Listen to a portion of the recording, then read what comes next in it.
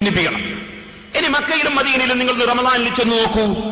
റമളാനിൽ അവിടെ 20 റക്അത്ത് തറാവീഹ് നിസ്കരിക്കുന്നു. 4 മദ്ഹബും 20 റക്അത്ത് തറാവീഹ് പഠിപ്പിക്കുന്നു. നിങ്ങൾ ആ തറാവീഹിന്റെ എണ്ണം എന്തിനു ചുരുക്കി?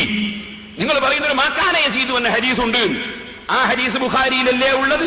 ഇമാം ബുഖാരി തറാവീഹ് 8 നിസ്കരിച്ചാൽ നിങ്ങൾക്ക് തെളിയിക്കാൻ കഴിയോ? ആ ഇമാം ബുഖാരി ആ ഹദീസ് റിപ്പോർട്ട് ചെയ്തത് മാലിക് ഇമാം റളിയല്ലാഹു അൻഹുവിന്റെ ശിഷ്യനിൽ നിന്നല്ലേ?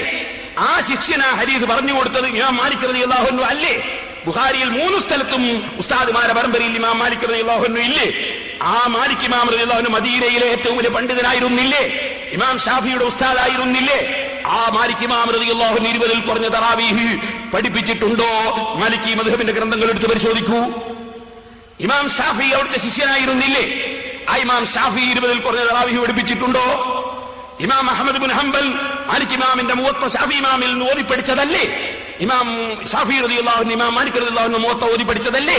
അവരൊക്കെ ഈ ഹദീസ് കണ്ടതല്ലേ?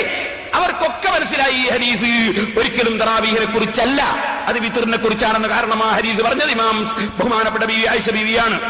ആ ആയിഷ ബീവി റളിയല്ലാഹു അൻഹ മദീനത്തെ പള്ളിയുടെ തൊട്ടടുത്ത ചുമരിന്റെ അപ്പുറത്ത് റൂമിൽ വെച്ച് മഹദി അവിടുന്ന് റൂമിന്റെ ഉള്ളിൽ വെച്ച് തറാവീഹ് നിസ്കരിക്കുന്നുണ്ട്.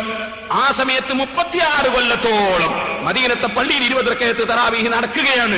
ആയിഷ ബീവി പറയുന്നില്ല അവിടുത്തെ നിസ്കാരത്തിന്റെ എണ്ണം കൂടിപ്പോയി എന്ന് പറയുന്നില്ല. കാരണം ആയിഷ ബീവിക്കറിയാം ഞാൻ പറഞ്ഞത് വിത്റിനെ കുറിച്ചാണ്. ആയിഷ ബീവിയോട് തന്നെ ചോദിച്ചു, അംബീനി അം വിത്രി റസൂലില്ലാഹി, റസൂലുള്ളാഹിന്റെ വിത്റിന്റെ എണ്ണം എത്രയാണെന്ന് പറഞ്ഞു തരൂ ഉമ്മ. അപ്പൊ പറഞ്ഞു, യാ ബുനയ്യ, എന്റെ കുഞ്ഞു മോനെ, തിൽക 11 റക്അത്ത്, യാ ബുനയ്യ, മോനെ അത് 11 റക്അത്താണ്. അപ്പൊ വിത്റാണ് 11. അല്ലാഹുവിന്റെ റസൂൽ അതിനേക്കാൾ വർദ്ധിപ്പിച്ചിട്ടില്ല എന്ന് പറഞ്ഞു ആയിഷ ബീവി എന്നെ പറയും. പക്ഷേ നിങ്ങൾ പറയുന്ന ആയിഷ ബീവിക്ക് മനസ്സിലായിട്ടില്ല, മാലിക് ഇമാമിന് മനസ്സിലായിട്ടില്ല, ബുഖാരി ഇമാമിന് മനസ്സിലായില്ല, ഷാഫി ഇമാമിന് മനസ്സിലായില്ല, അഹ്മദ് ബിൻ ഹംബലിന് മനസ്സിലായില്ല, അബൂ ഹനീഫയ്ക്ക് മനസ്സിലായില്ല. മനസ്സിലായത് ആർക്ക്?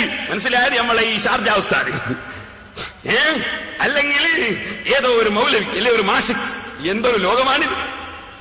ഞാൻ ചോദിക്കട്ടെ, മക്കയിലും മദീനയിലും അള്ളാഹുവിന്റെ റസൂലിന്റെ കാലം മുതൽ ഇന്ന് വരെ നിസ്കരിച്ച ഒരൊറ്റ ഇമാമിനും തറാവീഹിന്റെ എണ്ണം മനസ്സിലായില്ല എന്ന് പറയണമെങ്കിൽ തലച്ചോറുണ്ടാകണം. 1400 കൊല്ലമായിട്ട് ഒരാൾക്കും തറാവീഹിന്റെ എണ്ണം മനസ്സിലായില്ല. നിങ്ങൾക്ക് രണ്ടാൾക്ക് മാത്രം മനസ്സിലായി എന്ന് വിശ്വസിക്കണമെങ്കിൽ ഞങ്ങളെ തലച്ചോറ് ഇവിടെ കൊണ്ടുപോയി വെക്കണം.